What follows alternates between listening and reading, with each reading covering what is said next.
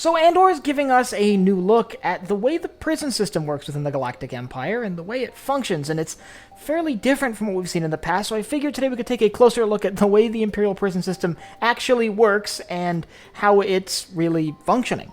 I'm Colin, and this is Sci-Fi Deep Dive.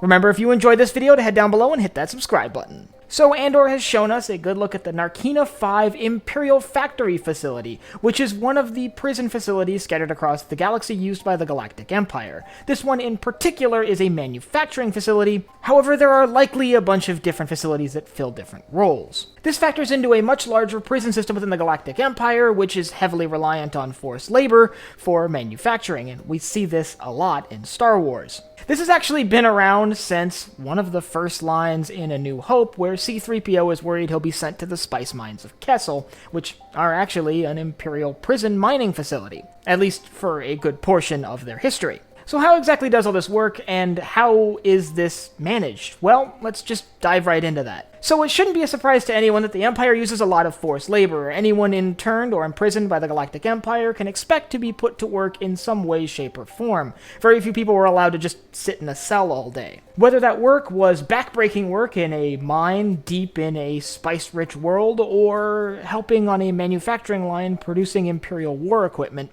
that work varied quite a bit depending on which facility you were sent to. And I also think it's interesting to note that which facility you're sent to depends a lot on what species you are. For example, we see the Narkina 5 facility, which is present in Andor, is mostly humans, and there are some theories to that. Some people have speculated that the system of electrocuting the floor really only works on humans.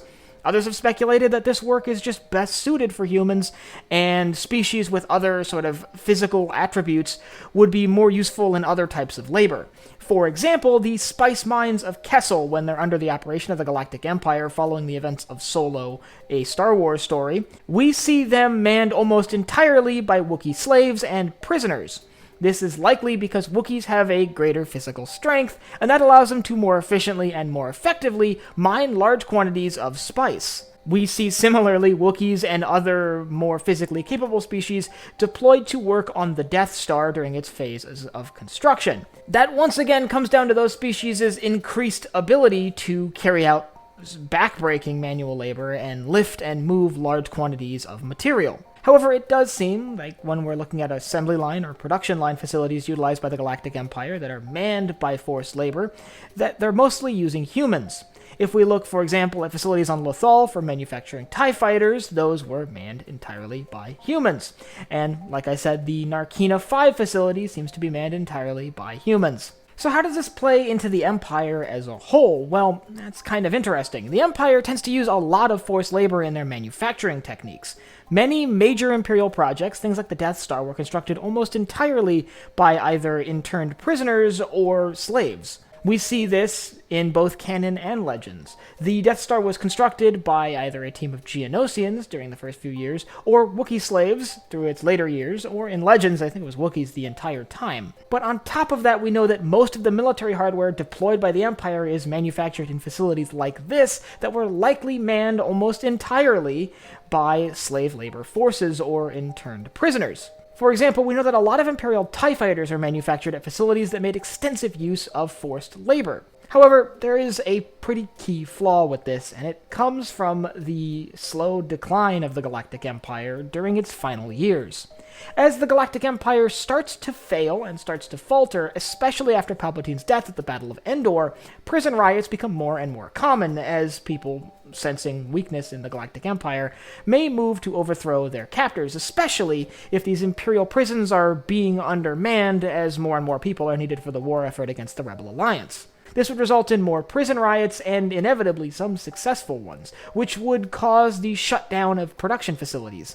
Even if these riots didn't ultimately end up liberating the prisoners, they would grind production to a halt for days, maybe weeks, while the situation was ironed out by Imperial authorities. With your wartime production being shut down by prison riots or small uprisings, this significantly impacts the Empire's ability to logistically fight a war. And that does play a role in the Empire's collapse, albeit not a major one, but one that's still worth mentioning. But the collapse of the Empire was ultimately due to a lot of other factors, and if you'd like to learn about how the Galactic Empire collapsed in canon, I'll leave a link up here to my video on that. And I'd like you to let me know down in the comments what you think about the way the prison system is organized in the Galactic Empire. Do you think the electrocuted floors in Narkina 5 are a genius idea or kind of a stupid gimmick? Do you think that the Empire should have used humans in other versions of forced labor as well, or do you think it makes sense to send Wookiees and more